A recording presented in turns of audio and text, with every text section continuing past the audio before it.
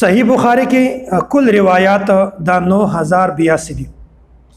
نظر 82 روایات دي او په دې کې 22 روایات 22 روایات دا سدي چې هغه ته ثلاثيات وایي، یعنی هغه ته ثلاثيات بخاری وایي.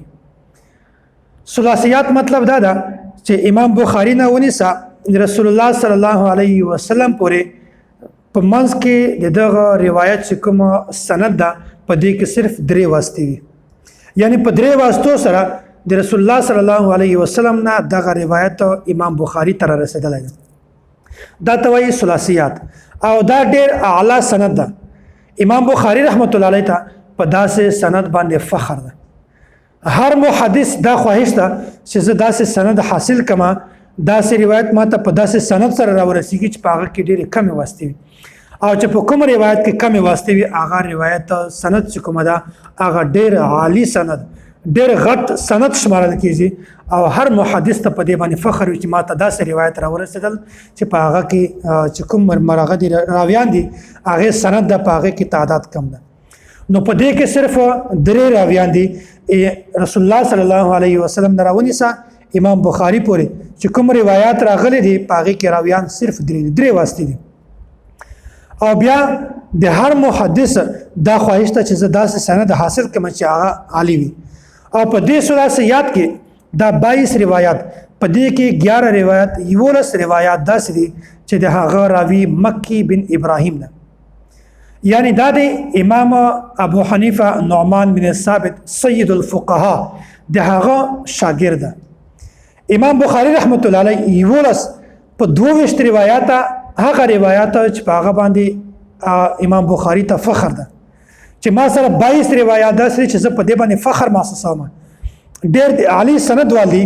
په دې 22 کې 11 روایات داسې دي چې هغه راوي مکی بن ابراهیم دا د امام صاحب شاګرد دی. او دوم نمبر باندې 6 روایت امام بخاری رحمت الله علیه خپل کتابو کې داسې ذکر کړی دي چې د هغه راوي د امام ابو عاصم دا د امام صاحب شاګرد ده. او بیا 3 روایت امام بخاری رحمت الله علیه خپل کتابو کې داسې ذکر کړی دي چې هغه د ثلاثيات نه دي، او د هغه راوي د امام محمد بن عبد الله انصاری دا د امام ظفر رحمت الله علیه شاګرد ده، او بیا هم په یو واسطه سره دا د امام صاحب شاګرد ده. په 22 روایت کې ثلاثيات ټوټل 22 دي، 22 روایت دي. په دې 22 کې 20 روایت یعنی 20 روایت داسې دي چې هغه باندې امام بخاری ته فخر ده، او دا 20 روایت امام بخاری د امام صاحب د شاګردانو نه نقل کړي دي. نو ګورئ د امام صاحب خواته د امام صاحب مقام، د امام صاحب عظمت دې ځنه معلومیږي چې امام بخاری رحمت الله علیه خواته هغه کتابو کې د امام صاحب د شاګردانو روایت نقل کړي دي. نو څومره غټ عظمت او د مقام والا خبره ده. امام بخاری څومره د امام صاحب مقام او احترام پیژني چې د هغه د شاګردانو روایت نقل کړي دي. صرف 2 روایت چې هغه د بل چا نقل کړي دي.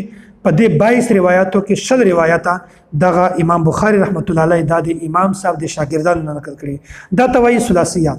نو دا داسې روایت دي چې په دې باندې امام بخاری ته فخر ده، او هر فقيه ټول فقهای کرامو ته په داسې روایت باندې فخر ده چې په هغه کې سند ډېر کم وي. دغه وجه نه امام بخاری رحمت الله علیه سره رشته دا د هغو ده چې کوم سره د یو تعلق زیات وي، کوم سره د هغو نسبت زیات وي. نو مونږ امام بخاری رحمت الله علیه سره تعلق هم زیات ده، امام بخاری رحمت الله علیه مونږ سره تعلق او رشته هم زیاته ده. او کوم خلک چې دا دعوه کوي چې د احناف سره د امام بخاری تعلق نشته، نو زه دا ورته وایم چې په کوم شی باندې امام بخاری ته فخر ده، په هغه 22 روایت 22 کې 20 روایت د امام بخاری د امام صاحب د شاګردانو نقل کړي.